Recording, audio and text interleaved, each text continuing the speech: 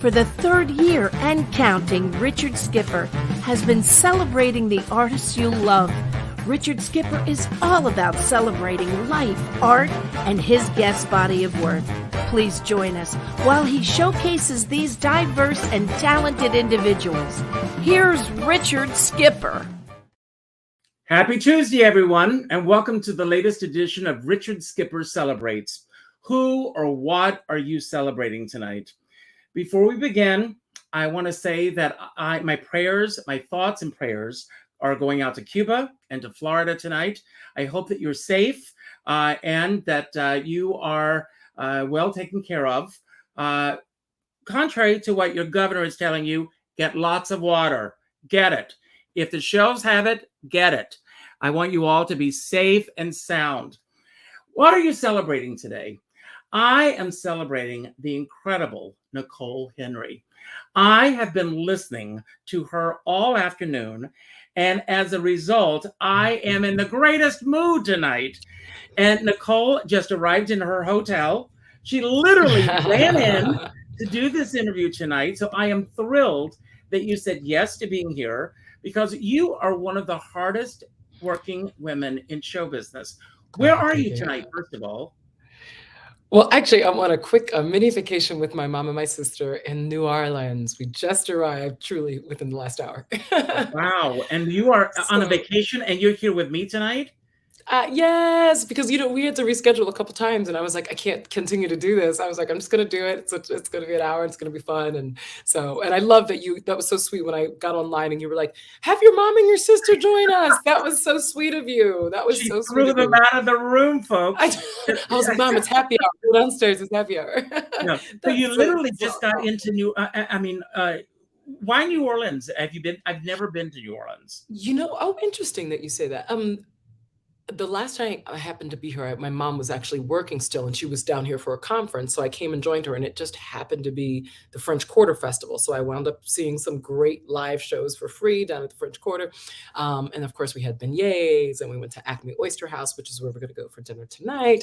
But it's a beautiful city. It's really cool, and I'm excited because when I go to different towns, I love doing like tourist things. So we're going to get on the bus tomorrow and do like the whole, get the words about the different neighborhoods. So but what was really exciting, we wanted to do this trip because for years, my mother's been talking to my sister and I about how she remembers taking this road trip, flying into Pensacola for some reason, and then renting a car and driving from Pensacola and taking the scenic route along the water into New Orleans. So I like about 2 months ago, I was like, Mom, we're just going to do it. Let's stop talking about this. We keep putting it off and putting it off. So we booked the hotels and the car and the flights and all that stuff. So my sister and I went to go to Philly, which is where I'm from, where I was born and raised, picked up my mom, got things packed up, and then came down this morning. Oh, that is so wonderful. So thank you for asking. It's fun to talk about. I'm thinking of the expression a busman's holiday because you truly are. And I'm sure you hear this a lot, but I'm going to repeat it. You are truly one of the best jazz vocalists on the planet. That's beautiful. No, it's true. Thank you. It's true. Thank you. So when you go on vacation, some people just want to get a break from it. But you obviously love going to see other artists. I do. I love checking out new artists, and I love checking out who is local and great too, because there's so many artists on an international level, but throughout the country that just don't always get the due. They're just due, but they're great. And maybe it's just a matter of know-how or attention or luck. So that's always fun to just see who's around and who's hot. Right now the country is still picking up, that mode. We're still getting back on track. So I searched, and the only place that I saw that had somebody was Preservation Hall. And then there's some local places, but they still, it's a Tuesday night. So we'll see what happens Wednesday and Thursday. We'll see what gives. Well, from what I understand, there's a lot to be found in New Orleans. So I don't think you're going to have any trouble finding it. I'll be searching for sure. So I'll go back a little bit. I know that you're with your mom and your sister, but growing up, are there other siblings, or is it just you and your sister? Just me and my sister. That's it. And older or younger? She's older. She's just 2 years older. So does she have the same bent that you have? No, she actually works in hospitality in Miami Beach and has been doing that for 15 years. Um, Now, she's and smart to get she out of Miami Beach right now because I understand it is pouring there. downpour. My friend's like, there's like a tornado watch even. I haven't checked in the last couple hours, but it was like torrential downpour. You know, you look at it, it's like 100% rain today. So I'm hoping. I haven't heard anything, but I do have to check in and see what's going on. I was behind the wheel all day. Yeah, so I can't. You talked about my governor of Florida, which is I don't want to say my governor because I didn't vote for him, but did he really tell people not to worry about water and not to get Well, water? his comment was, if you don't drink a lot of water, don't get water. But it's not just about drinking water. You need water for flushing. You need water for Cooking. cooking. A lot of reasons. It was not a smart comment. And when he said that, I No. cringed over that Yeah. because obviously it was not a very smart statement to make. That's number of how many not smart comments to make. Oh my God. No, but not to get too political, but I just it disappoints me. It saddens me how the the what's the word, the story that people have created and that certain parties have created, not the whole party necessarily, but just the how they're selling themselves, and it's not true. I just think that people need to look out. I wish government would look out for all of its constituents, and I think that we have amen. moved away from that. And you know who I feel the worst for is people who probably 50 to 70% of Americans that live at the poverty level or obviously below the poverty level and then just a little bit above it. Sometimes they're the ones that don't vote, and sometimes they're the ones that get ignored because they don't vote, and also because politicians are often mostly paying more attention. Not all, and I'm not signaling like, one particular party, but I just wish we all really would take care of one another as a country and as a society in general around the world. There's no need for hunger. There's no need for poverty, and these things can be eradicated because both of those things are very expensive institutions to carry. But some people make a lot of money on poverty and hunger, not so much on hunger, but on poverty, and it's not a good business to profit from, but some companies do. And I just wish that people would acknowledge that if all people in the world were thriving, then everybody would thrive, and there's enough for all of us. So that's my political statement of the night. I wish that Well, is I'm what we're glad that you focused said on. this because every day I choose a word of the day and it becomes my mantra of the day, believe it or not. I And the love word that that. I chose today is connection because we are all connected. And if people comment tonight with the word connection, they're going to Oh, win your CD tonight. That oh, I you love it. know, Oh, well, I can give you a few CDs if we yes. have more than one or two. Well, Yeah, we can do that if you'd like, and I really I'd be appreciate your happy saying to. that.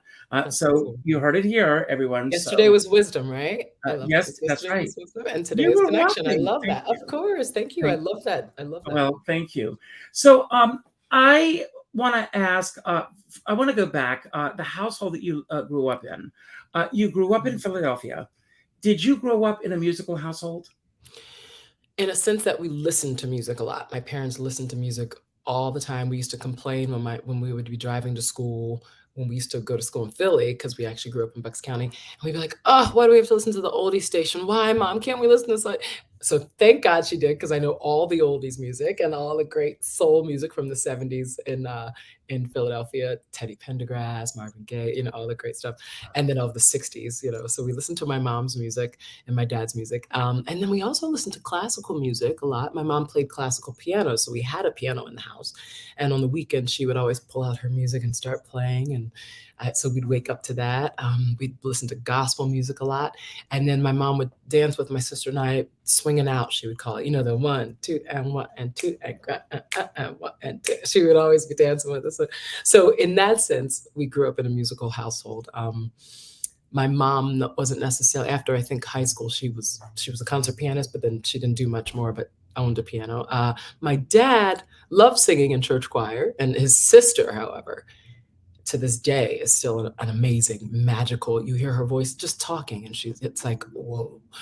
She sings backup for Patti LaBelle and has been doing so for at least Wow. 25 years. So anytime you see Patti on the road, my aunt's generally back there usually, and Now, I will ask, did she sing also with Sarah Dash? Oh, no. That was after, because remember LaBelle? Yes, LaBelle. We had a LaBelle album. No. My aunt actually used to sing in her own band back in the mid to late 70s, and they were amazing. Silk and Anglo-Saxon Brown. And it's funny, I was at a jazz festival in San Jose a couple weeks ago, and a gentleman who was driving me, he goes, "By the way, are you at all related to Debbie Henry?" And I was like, "I don't hear that a lot, but I am. That's my aunt." He was like, "Oh my gosh, I remember when I saw her, I fell in love with her somewhere in Massachusetts and Springfield or something like that." He's like, "Tell her I remember driving her back I was like, get out of town." So, but she can, so in a sense, that's musically and vocally, I guess that's my connection to my family that's the lineage, if any. But not otherwise, no. Wow. So you grew up in Bucks County. Now, Bucks County is one of my favorite places on the planet, and I used to perform at Odette's in Bucks County. I heard of that. Yes, and other wonderful places. The Bucks County Playhouse. I was just there a few weeks ago. Get out! Oh my goodness! But did you go to a lot of theater also when you were growing up there? And because of the close proximity to New York City, did your family get to the city a lot? Not whatsoever. Not whatsoever. You know, it's interesting. I didn't necessarily grow up knowing a lot of musicals, listening to a lot of musical theater. In fact, I remember specifically my mom, you know, if I would be doing something, my mom would be like, "Oh, Nikki, stop being so dramatic." She was literally like telling me not to do what I was born to do. So I remember not being dramatic. Don't be dramatic. But we grew up in the arts per se, like I was exposed to those things in school. Thank God my parents sought out a good school that had the arts. And so I studied cello for 6 years growing up. I danced ballet. So I was really blessed, and my parents were really intentional, thank God, raising me. But no, we didn't really grow up in that kind of a family. So the only time I remember going to New York City was to visit my aunt who lived in Brooklyn, and we'd go to the Macy's one-day sales after Christmas. Oh, that's wonderful. If you remember that, yeah. Back in the day when there was like 2 Macy's around the country. Yeah. So I asked for a photograph of you at 5 years of age. I'm going to pull this up, and the reason I asked, I love this photograph. Does I look like her? To me, the 5-year-old self is the purest self. It's before life begins to tell you who you should or should not be, before teachers start telling you who you should or should not be, and life begins to tell you, put those layers on.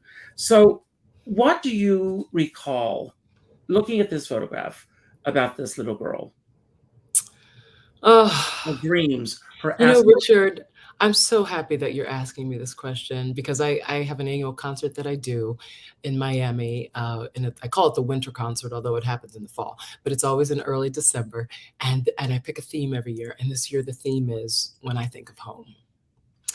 And so my friend who's helping me produce it, a guy named David Sexton down in Miami, he was like, "Okay, are you going to be able to be home anytime soon? I want you to think about what home means to you, really go back. Think of," he asked me a list of questions. And so when you're asking me this is so perfect for me. David, I hope you're watching. Right. I'll make sure he watches it. First, my assistant sent that. So Joe, thank you for sending that, because she knows where those photos are. She is the best. I don't know where you got her, but she is absolutely phenomenal. So thank you for her. She's on top of things. I have a gratitude list that I write down. I try to do it every morning. And she shows up on there like at least every week. And I think does she have a twin, a clone? I would love to find an assistant like that. I will let her know. You asked, but don't steal her. No, I won't steal her. No, I'm just kidding. She's exactly what I'm looking for. She's so efficient. I'm like, oh my gosh, if I could have a baby with you and be me and that baby, I was like, she's so efficient. I'm like, thank you for being with me. You were asking me when I look at that child,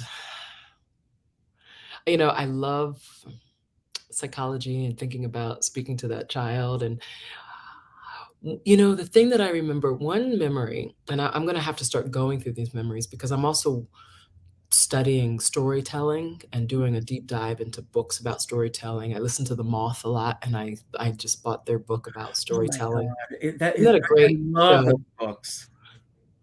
I love that book. So and they talk about, and sometimes I feel like I don't have stories because I kind of live life and I'm so in the moment, and I have so many. I'm in awe of life, so I'm always amazed of life, but with life, but because of my amazement, I'm never shocked at what happens because life is miraculous. Just as soon as we pop out, we're like this Mhm. functioning being. So I'm in awe every day like that. I think, and this happens. I mean, how miraculous is that? So sometimes I think, well, I don't think about stories because I'm never like more in awe than what happens at that moment. And so when I look back, I'm like, oh yeah, well that happened because life is amazing. But I need to learn how to look at my life and write down stories. And the only story that I can remember from childhood that really shaped me, because it was so traumatic to me. One time in kindergarten, I was going to school at Friend Select, which is this amazing Quaker school. I love Quaker schools. And I had some good friends that were, my girlfriends at the time. And I guess something happened, and Vivian did something to me and made me so mad. And I was so mad at her that one time during lunch, school lunch or something, I went and I stole one of her mittens and I dropped it down the drain in the playground. And then she couldn't find her mitten later on that day. And I can't tell you how horrible I felt. I was like, I would ask to go to the bathroom and I'd get a twig, and I went to the lunchroom and asked for some jelly, and I had a twig and jelly, and I thought I'd be able to stick it and grab the the mitten and get it back, and I just couldn't get it, and I couldn't tell anyone that I did this to my friend and that I did that. And I think I remember like feeling so horrible and like making a vow that I would never do anything to anybody ever again, like so mean, like why? I don't even know what she did, but so yeah. And I had some amazing teachers growing up, that stand out to me up in at least through fifth grade. I Mhm. remember that. And I think I have like a block because my parents got separated when I was 11. So I think I blocked out a lot of stuff. But anyway, I remember that. So when I see that little girl, I think of like, that's what I think about. Like, I didn't mean to do anything bad, and I never will do anything bad again to anyone ever again. So thank you for asking. That's my story. Well, that's wonderful. And I mean, and going through a situation where the parents do separate everything, that creates, Yeah, a major change in the dynamics of growing up as well. it Um, does. but at what point in your life did you realize that you had this gift, that you could create these incredible sounds that come out of you? Uh, well, I credit my fifth grade teacher at Cornwalls Elementary School. I won an award. Oh, I couldn't win the award in front of the whole school because I got there in third grade, but from third, fourth, and fifth grade, I had perfect attendance. So, in honor of not being able to get the award from kindergarten to fifth grade, my fifth grade teacher said, oh, don't worry, I'm going to take you out for ice cream after school one day. And I was like, oh my gosh, oh my gosh. And she was such a sweet teacher. We had ice cream, and I remember sitting on like one of the parking curbs, and we just sat there and ate ice cream. And she said to me, she goes, Nicole, you're really special, and you have something special inside of you, and you are very powerful. She said something like that, and she said you're just you can do so much for people, and just always remember that you, and I will never forget that. And that, something about that changed my whole I way want to of talk about being. that for just a moment. Excuse me, but because it was just you and the teacher, and imagine that time in our lives. Mhm. I remember when I was in the first grade. I'll share a story with you. I for Thanksgiving, for Halloween, I grew up on a farm in South Carolina. I brought a huge Wow. pumpkin to school. This pumpkin was bigger than me. Oh And my. I brought this pumpkin to school for Halloween, and we kept it there for the Thanksgiving display. And so Wow. checking out, we were getting out of school for Thanksgiving, and Miss Meredith, my first grade teacher, she said, Ricky, as I was called in, you can take the pumpkin home. And I was carrying the pumpkin, and it was so big that I couldn't, I mean, the bus left me. Oh. And when the bus left me, Oh, I sat on this pumpkin, big enough for me to sit on, oh and I my. started to cry.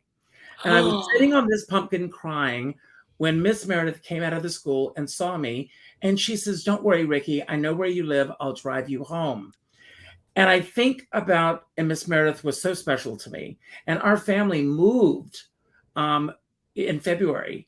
And I was traumatized because I didn't want to leave Miss Meredith. Oh And we my. moved away. And it was the hardest thing in the world. And Miss Batten, my new first grade teacher, Okay. I could not like her because she was not Miss Meredith. But I bring this up because how lucky we were at a time where we could bond in a way with our teachers that children are not allowed to nowadays.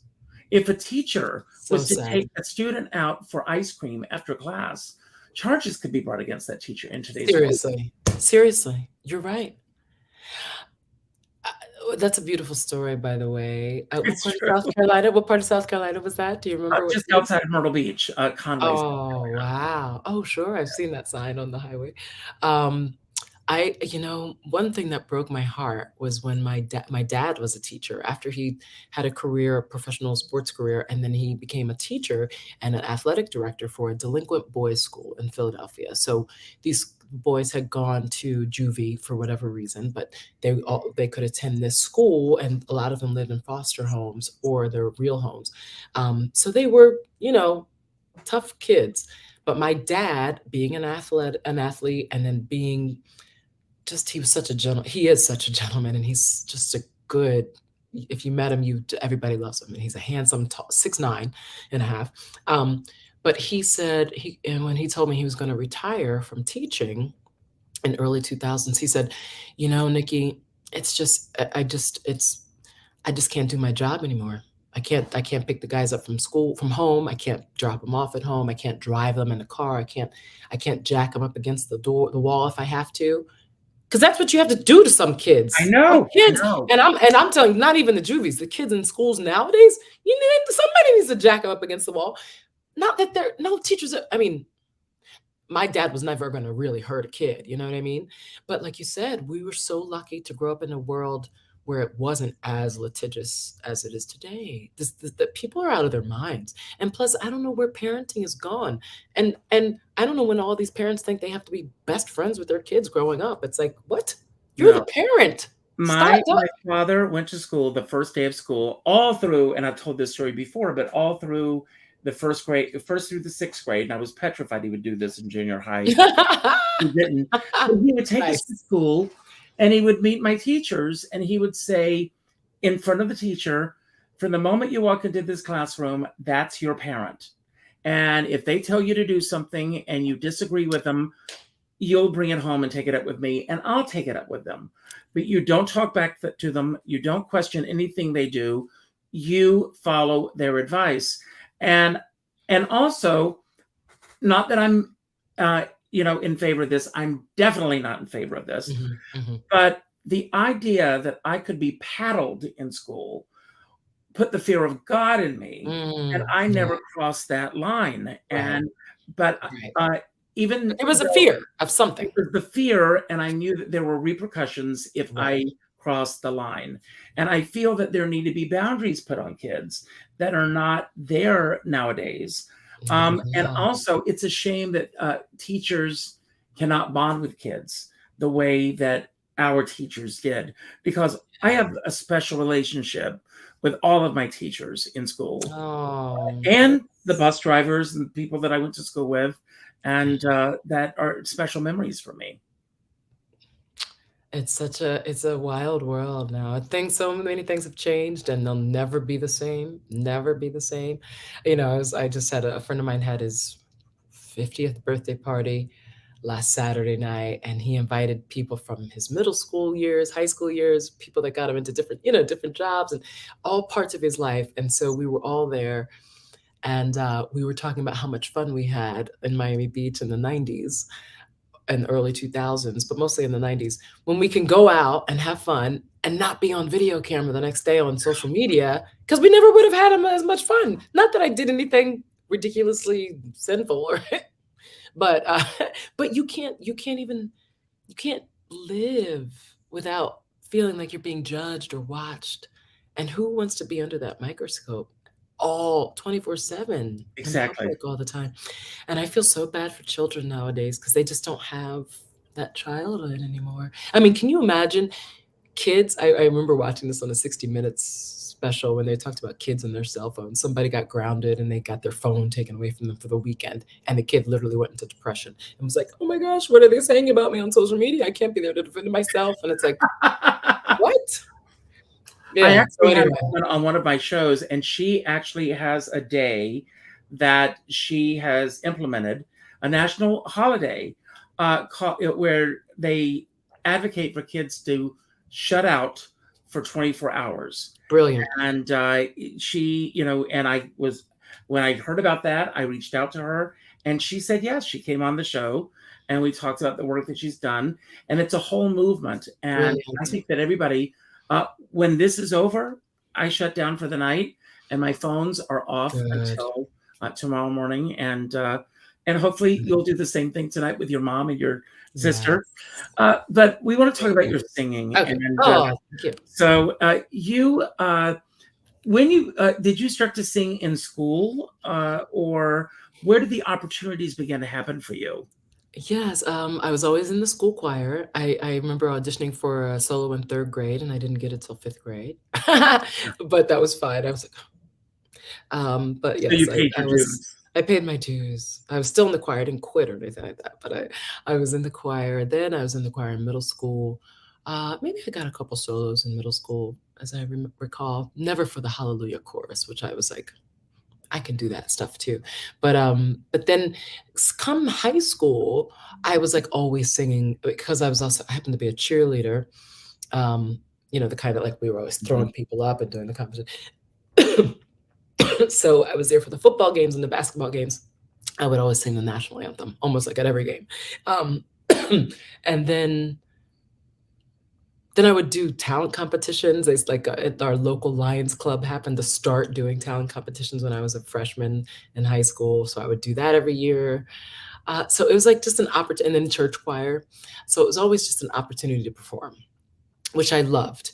And I kind of took it for granted and didn't think anything of it. Didn't think, oh, when I went to start picking my focus of study for college out and picking colleges, I was like, well, I mean, why study music? I mean, I sing, and what am I going to do with I don't want to teach. So what do I do with a music degree? I thought you just got discovered. I didn't know there was a real pathway, So even though I learned arts in the school, I didn't realize nobody ever taught us like, oh, go study theater or go study music. And then that's where you make connections, and then you can go get jobs in the area. And then you can learn how to write songs. Didn't understand any of that. So I never studied music, although I happened to be at the University of Miami, which has a great music school. Yes. So but people kept asking me to sing when I would, again, in college, I would sign up for Miss UM or this pageant, or just to possibly win scholarships and have a chance to challenge myself to like do other things, to learn what these opportunities were about. And then I would keep winning. And so people would keep asking me to sing. The president of the university would ask me to sing the alma mater here and there. And it was like, okay. So I just was asked and I'd do it. And then fortunately, when I met my friend who just had his 50th birthday party, I was working at a club in Miami Beach for 3 or 4 years. And there was this amazing DJ who heard that I sang because I was always singing along at the club. And my friend, Matt, was like, you guys should hear Nicole sing. You guys should hear Nicole sing. So I would sing, whatever song was maybe playing. And then the DJ was like, oh, a friend of mine is making house music. Would you want to record some tracks? I was like, yeah, call me. So I recorded some some dance music tracks, 1996, 97. And he was like, oh, I want to start doing shows at raves and nightclubs. I was like, yeah, I've been to raves years ago. I can do that. No problem. That'll be fun. Call me. Called me. Started my first time performing as like a soloist. It's different doing one song. When you do one song, it's like, I did my song.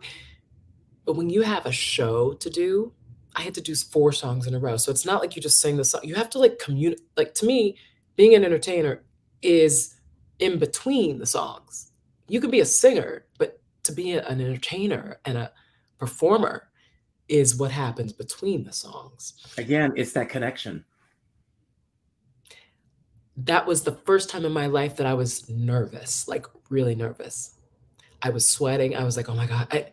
But as soon as I was done, I was like, this is the best feeling I've ever experienced in my life. I cannot wait to do this again. And like right there, I had this goal that I had never felt in my life that was like, I'm coming. I'll be back. I will be back. I mean, it was life-changing. I can feel the energy. I can see the room. So Jill Switzer has an incredible book out. The new one. Yes. Have you read it?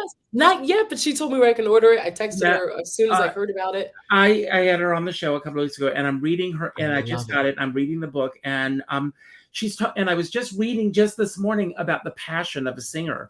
And what you just described is exactly on the pages of what she is talking about. So this passion that you're describing, even though you were singing, what you just described just now, you had not felt that experience singing prior to that moment? No. Because I had felt the joy and the satisfaction of especially singing the national anthem. Although I didn't quite understand the anthem until one time when it happened to be when Hillary Clinton was running for office, and she came to Miami Beach, and I was hired or asked to sing the national anthem at an event that she did on Miami Beach. That was the first time that I got that the song is a question, and it's asking us, can you see how possible America is? And but anyway, I'm straying from the point. My point is I loved singing, and I loved surprising people, or just getting that feeling of like, we're all here together and we're going to get to the end of the free, like I love that part about it. And then at church, I loved singing about faith and about hope and about connection. So I enjoyed that, but I was always singing around people that I knew and that were supporting me because they knew me as a child and as a student and as a, but when I had an opportunity to sing for an audience that didn't know me from the crack of dawn, or it was like, they really I can connect to people through music and really move people. Everything changed. And that's why, and I have to be, and we're speaking, and I'm talking to people out there, potentially people that love singing, maybe. I want to do what I can do in this lifetime to change the world and whatever, and have an impact on the world in whatever way I can. And music is an answer and a pathway. It's like, to me, like, it's like having pancakes. It's just a vehicle for me to eat more syrup. it's like French toast. I love that. But singing is the platform and the vehicle for me to tell people how much I love them and how much faith I have in humanity and how much possibility we all hold within ourselves and as a unit of civilization, as people. So music to me is it's an opportunity to share what I have inside of me and my heart. So after you had that moment where you said, I can't wait to do this again, how did the opportunities start coming your way? How did you go upon, I feel like this is a masterclass for Jill's book. How did you begin to pursue your career? So after the dance, so dance music was, and then I recorded another tune with this DJ, and 1998, and the song happened to make it to the Billboard dance music charts. I got to number 8 on the Billboard dance music charts. I was like, "Are you kidding me?" Like, I didn't even try to do this, and I'm on the Billboard chart. So I was like, "All right, I'm all in. Let's do this." So 2 years later, I started a full-time singing and acting career, and just tried to figure it out in Miami. So how it basically worked was I had worked in an office. Actually, I worked for the Grammys at the Florida office of the Grammy Awards. So I was learning a lot about the industry. Um, and I knew how things kind of worked in certain business aspects. But in Miami Beach, I said, well, let me just start figuring out how to find jobs. So I called booking agents around town that booked bands at nightclubs and booked wedding parties. And I was like, hey, I'm a vocalist and I'm looking for a band. If you need anyone for anything, just let me know. I would love to work at nightclubs or bars or hotel, whatever. And so he goes, well, do you have a demo? I was like, yeah, I'll get a demo together for you. So, you go get the karaoke CDs at the time and I recorded it, and I recorded like 20 seconds of this song and 20 seconds. So I made like a little compilation CD and I sent that to a couple agents. And then he was like, all right, well, there's a band performing at this such and such place and this such and such place. I think I went to 2 or 3 different venues where the band was performing. And he said, well, just come with like 1 or 2 songs that you know and sit in with the band. And that's it. So I was lucky enough to be given that opportunity. And then I did it. And then they were like, all right, we'll call you, and then they were like, and then, they talked to me about what songs I should have. Do you know these songs? And I was like, and all this disco songs, which I, thank God to my mom, woo, complaining about the music I had to listen to. I knew all these songs. I was like, yeah, I know these. I knew, of course, songs from the 80s and the 90s. Yeah. So I knew My Girl and Lady Marmalade and all, I know all those disco songs. So I just had a ball doing that. And then and let me tell you, wedding bands and those are like real gigs. And around Miami, there's always tons of work. And I did that for probably about 8 years. And continue to do. I mean, I just did a wedding a couple years ago, but this was nowadays if I do a wedding, it's like, it's my music, it's jazz. And some of the songs that I'm known for, but I do it with my jazz trio. So I don't get as many calls, but I still get the jazz, party bit in corporate gigs yeah. So and then I literally, because I was performing in Miami Beach at a place called Jazzed, I had been doing a guitar duo gig. My guitarist and we just pick our favorite songs from wherever and did them from Wham to everybody, James Taylor to BB King, we just did everything. So we had a gig and they said a jazz club called Jazzed on South Beach. Imagine a jazz club on South Beach. Said, oh, can you open up our jazz nights with your guitar duo? I was like, sure. So we went and did that. And then I stayed after and listened to the jazz night. Lo and behold, I'd never heard of jazz. Like I never really listened to vocal jazz before. Wow. Fell in love with it in 2002 and was like, here's my opportunity to play these amazing songs. I just love jazz. And then I was like, I can sing 2 real ballads per set. What?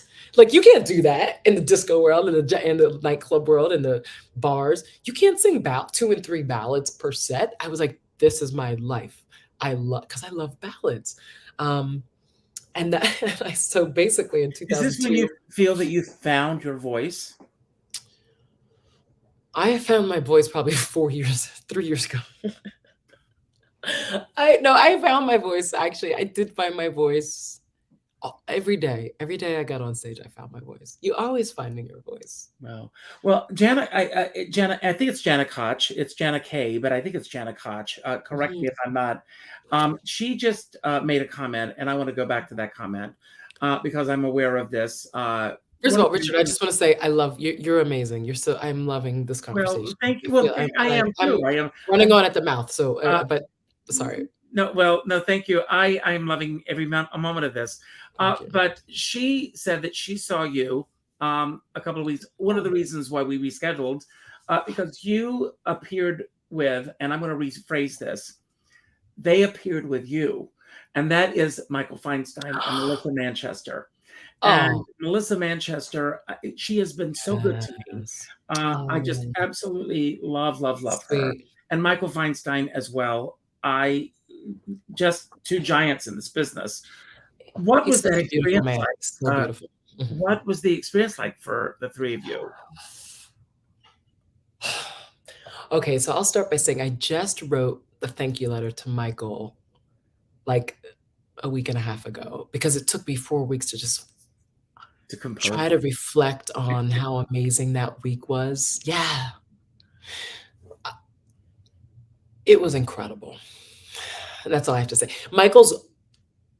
I adore him more now than ever before. I had a chance to be with him for basically 4 or 5 days while I was in Pasadena getting ready for the show. And I was looking forward to the show, particularly one, because it's a Pops orchestra, right? So, and it's Michael's Pops orchestra. And I was given all new songs. I had never performed any of those songs before in my life. So, of course, I had heard of Fever, but then all the other songs I had never really known and never sang for sure. So it's not stressful. It was just a joy to prepare for that. And I wanted to knock it out of the ballpark. So I did a lot of work leading up to that. But that whole week was so invigorating for me because it reminded me what it feels like to prepare for something. And I took like 2 or 3 vocal lessons getting ready for that, just for that show. And it was just a wonderful opportunity. It's just so beautiful performing in front of a Pops orchestra. So I'm presently working on doing more of that. And yes, fingers crossed that I can. I'm gonna Michael's.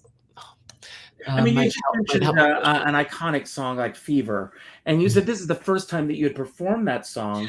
And I remember reading once that Billie Holiday, someone mentioned, let's mention the song, for example, Good Morning Heartache, and that no one else should sing that song but her. And she said, absolutely not true. She said every singer has their feelings of what they bring to it. Yes. And so when you were doing an iconic song like Fever. And I take that back because it wasn't Fever. I was thinking Peggy Lee. It was Hey Big Spender. Hey Big Spender. Which is even more like demanding, Yes. Yeah. Well, Peggy Lee had a big hit with that. And there's a great PBS special on Peggy Lee. And she talks about calling Cy Coleman and telling Cy Coleman that she just had to do that song. And he said, that is not a pop song, but she made it a pop song. Shirley Bassey has a phenomenal version of that song. And I'm sure that you made your own version of that song. When you are doing a song like this, do you go and listen to the other singers that did it and what they bring it? Or do you want to shut that out as you're preparing?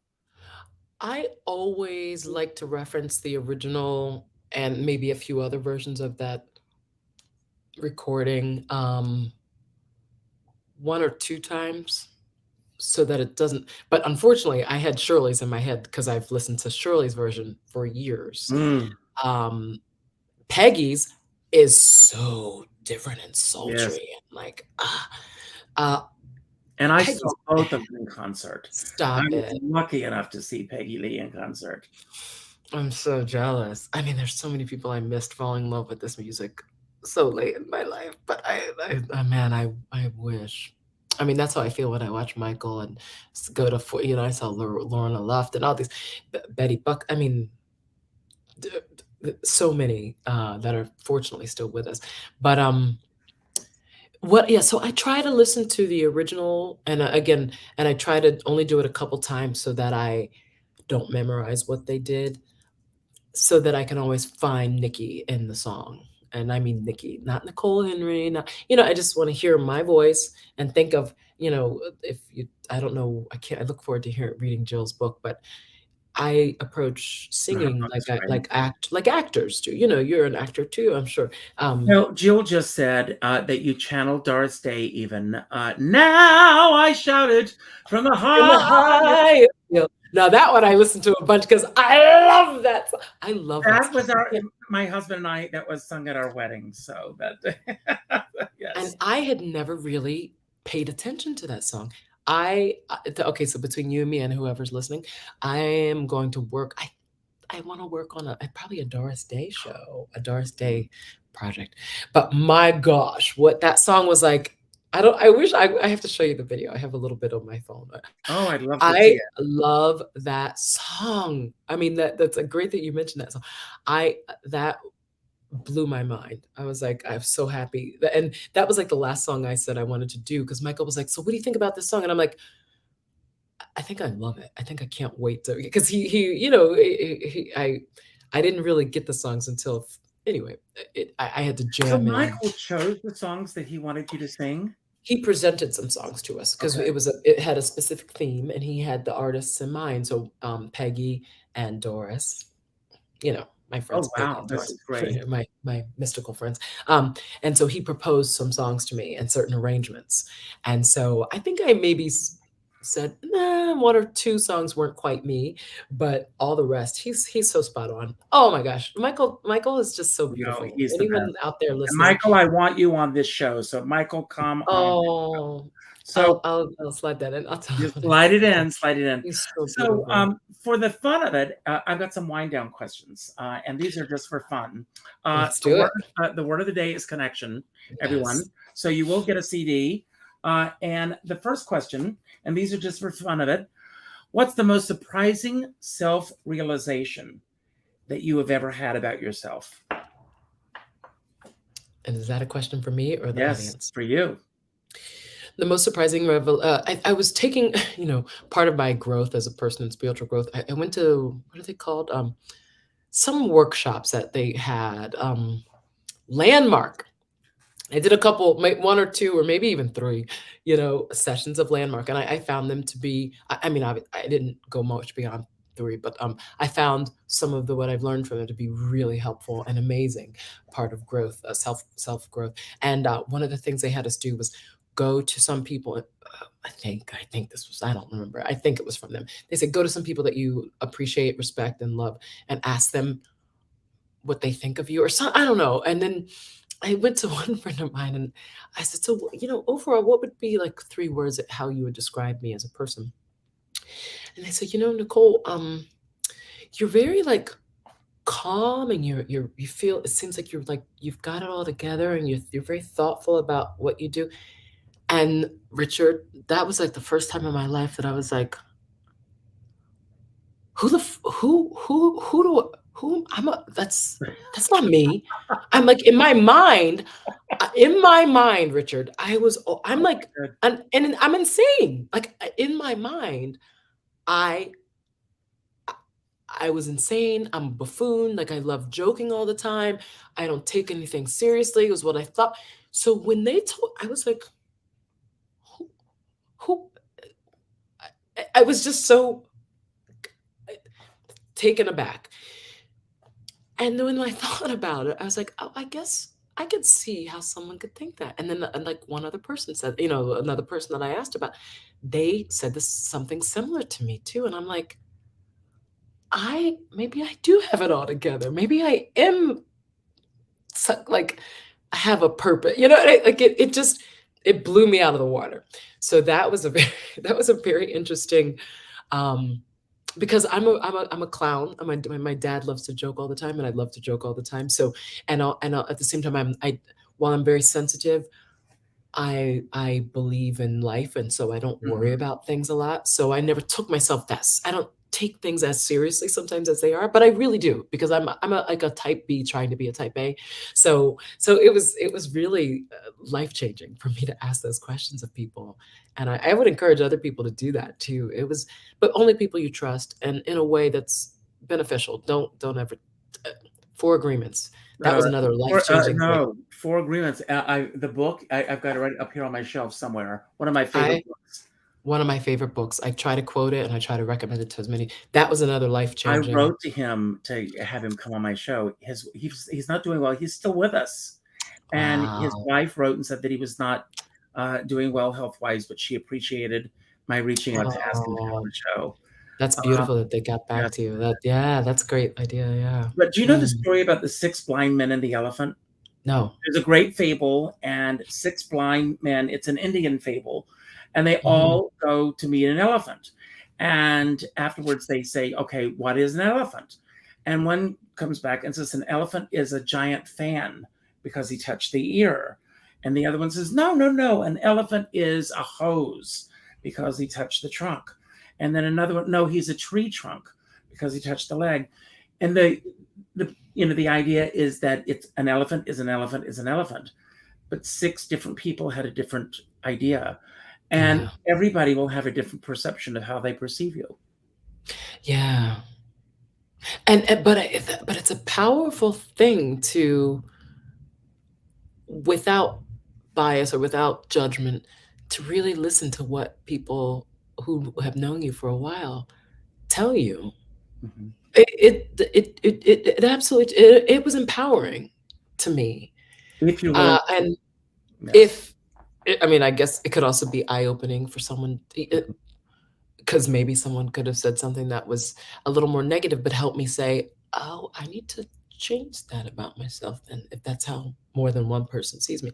So, that was a really powerful exercise. But yeah, perception is, that's wonderful. yeah, Um, neat. Never heard that. Now, this is the next one is a statement, and it's I give myself space to grow and learn. Mm. Do you do that? I do, and I think a dear friend of mine who's not with us anymore, Steve Barton, was I met him in 2001 when the first time I sang at this Unity church in Miami called Unity on the Bay, and he was somebody there. I can't remember what his title was, but he was a beautiful friend, and he gave me a page to help me have a guide of how to meditate every day, and one of the personal mission statements or something like that he gave me was, he said, "I am the best jazz singer in the world, and I'm getting better every day in every way." Now I changed that to, "I am one of the best interpreters of lyrics, and I love getting better every day in every way." And I thought that last part of that sentence, "and I'm getting better every day in every way." I encourage everybody to tell themselves that every day, because you Absolutely. can, the next day, the next hour, the next minute is always an opportunity to learn more, to grow, and to get better. And so I do give myself space to forgive myself for maybe not being as prepared, or forgive myself for, my big thing is I love talking, obviously.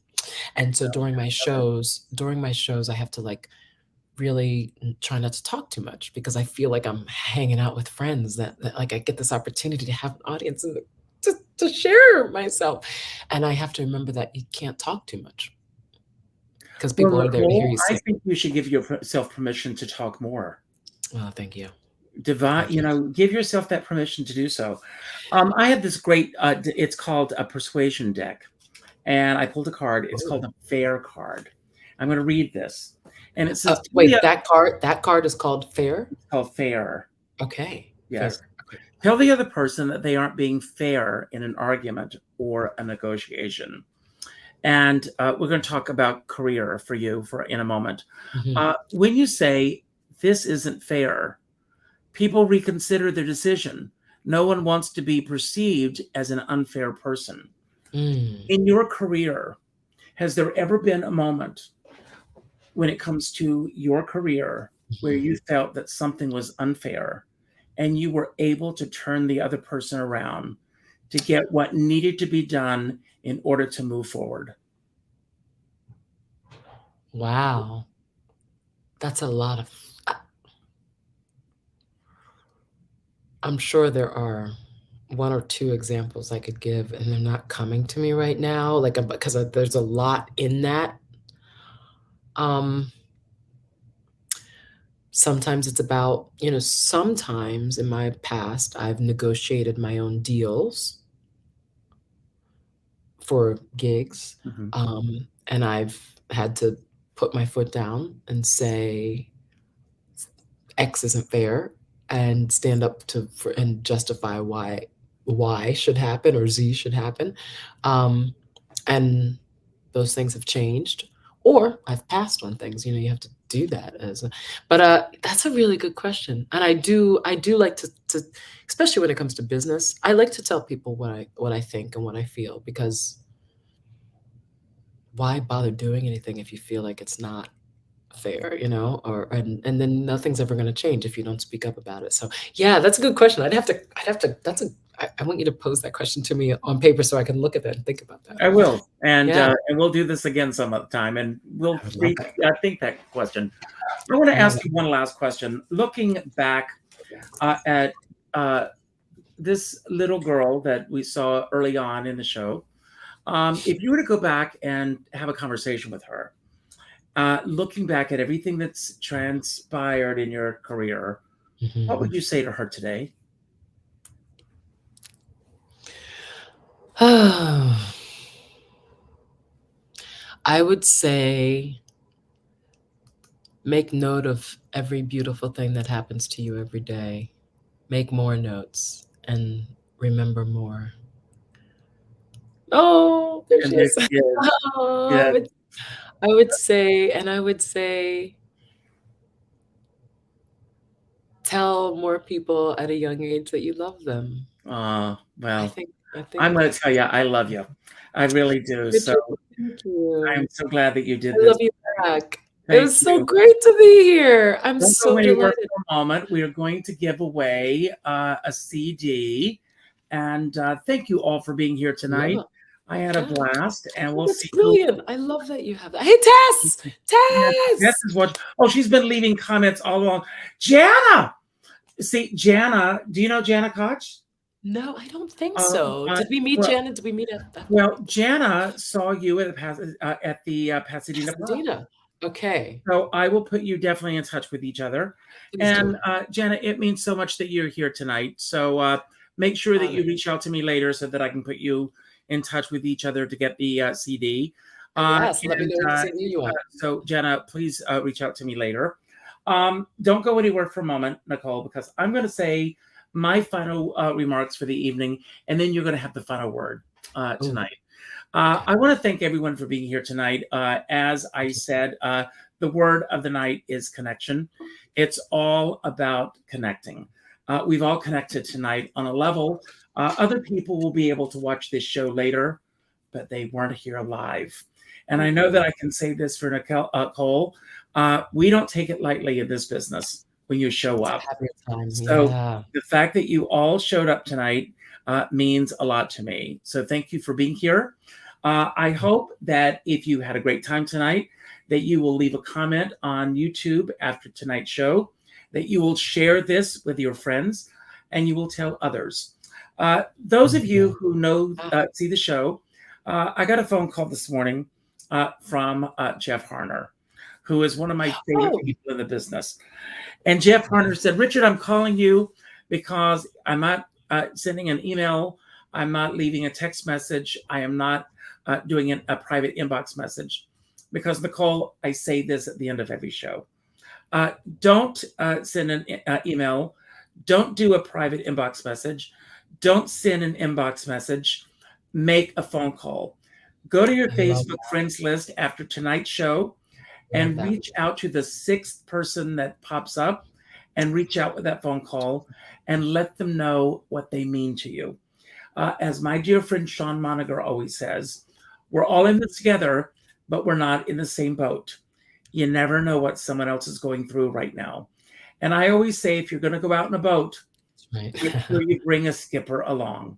Oh, I love it. Nicole, I'm going to leave the screen, and you've got the final word tonight about anything that you want. If it could be anything that we talked about tonight that you want to expound upon, anything that we didn't talk about that you wish we had, or just any message you want to leave everyone with tonight. I want to thank you for the gifts that you've given to the world, the gifts that you will continue to give, and your body of worth, because you are always worth celebrating. And thank you for being here tonight. And I want to give a big shout out to your mom and your sister who are sitting downstairs at the bar somewhere. Waiting to go to dinner. Washed at this point. But You're going to rush out and have a wonderful evening.